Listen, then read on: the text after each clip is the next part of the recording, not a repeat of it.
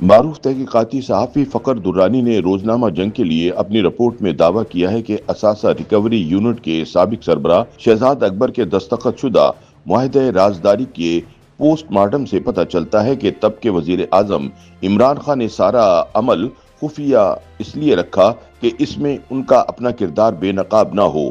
فخر درانی کے مطابق اس معاہدے میں برطانوی نیشنل کرائم ایجنسی کو بحریہ ٹاؤن کی ضبط شدہ رقم سپریم کورٹ کے رجسٹرار کے اکاؤنٹ میں ٹرانسفر کرنے کا پابند بنایا گیا تھا، حالانکہ یہ رقم حکومت پاکستان کے خزانے میں جانا تھی۔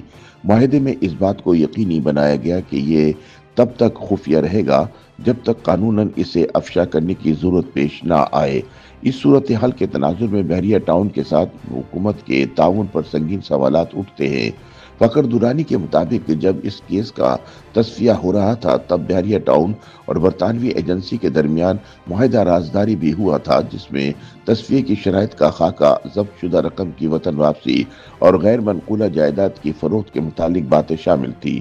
حکومت پاکستان نے یقین دہانی کرائی کہ وہ معاہدے کی تفصیلات خفیہ رکھے گی اور افشا نہیں کرے گی۔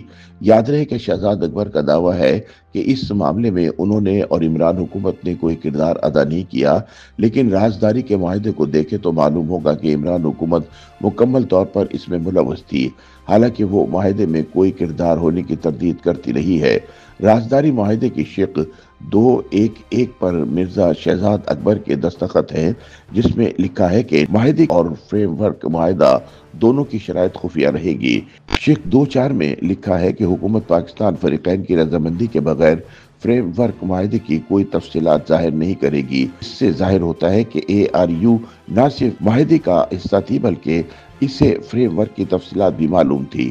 حالانکہ شہزاد اکبر نے ہمیشہ یہ دعویٰ کیا ہے کہ معاہدہ صرف پراپرٹی ٹائکون اور NCA کے درمیان ہوا ہے اور حکومت نے کوئی مدد نہیں کی۔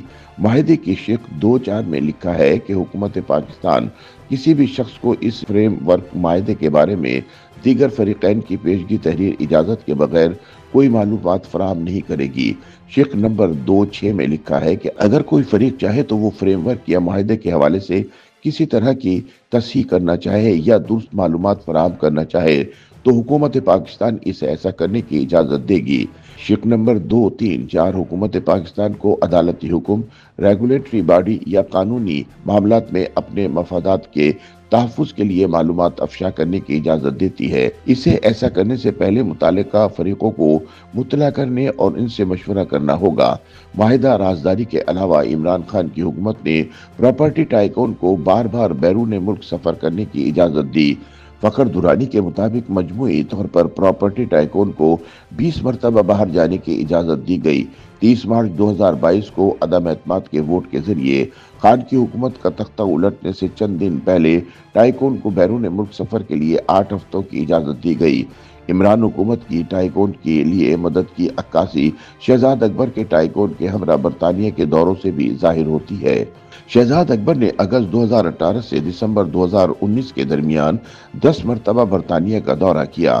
یہ وہ وقت تھا جب NCA ٹائکون کے اثاثہ جات اور مالی معاملات کی تحقیقات کر رہا تھا۔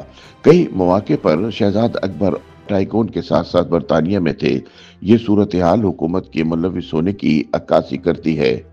YouTube پر گوگلی نیوز دیکھنے کے لیے youtube.com کی سرچ بار میں گوگلی نیوز TV ٹائپ کریں۔ گوگلی نیوز کے پیج پر سرخ رنگ کے سبسکرپشن والے بٹن پر کلک کرنا نہ بھولیے۔ YouTube پیج پر اپلوڈ ہونے والی ویڈیوز سے باخبر رہنے کے لیے بیل آئیکن پر کلک کیجیے۔ آپ کو ہر نئی ویڈیو کے بارے میں نوٹیفیکیشن موصول ہو جائے گا۔